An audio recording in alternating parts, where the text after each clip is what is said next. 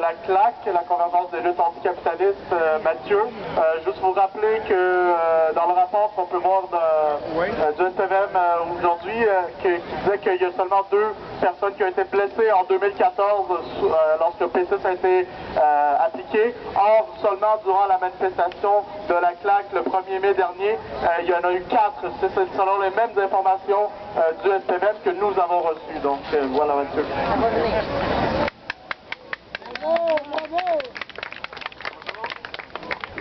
Bonjour tout le monde. Je vous remercie. On remercie au Frappes Rouge d'ailleurs de nous soutenir. Le combat qui mène, c'est quand même un combat qui est tout à fait valable. On a besoin de plus fort comme ça.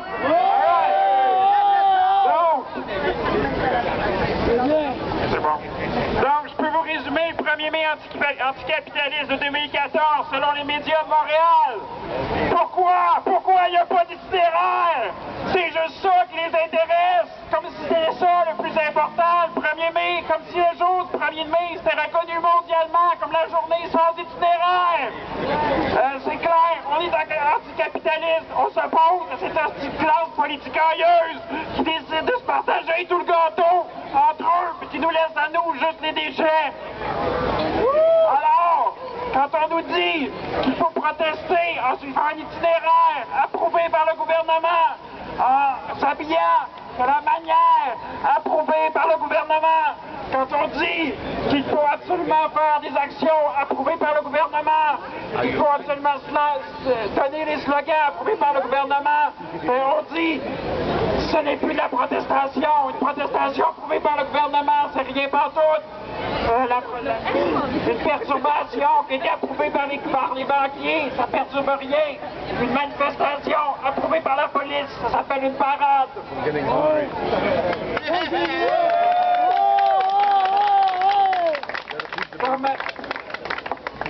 Continue! Comme qui disait, comme Annie Sanson faisait remarquer, sur les 94 manifs qu'il y a eu en 2014, seules les actions du 15 mars et du 1er mai ont été ciblées. C'est une excellente question. Pourquoi seulement ces deux-là? C'est sûrement à cause du Christ d'itinéraire, hein?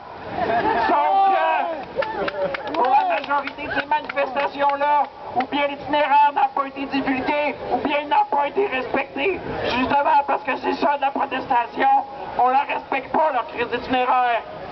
C'est sûrement à cause des gens qui se présentent aux manifestations. La police l'écrit elle-même dans ses rapports.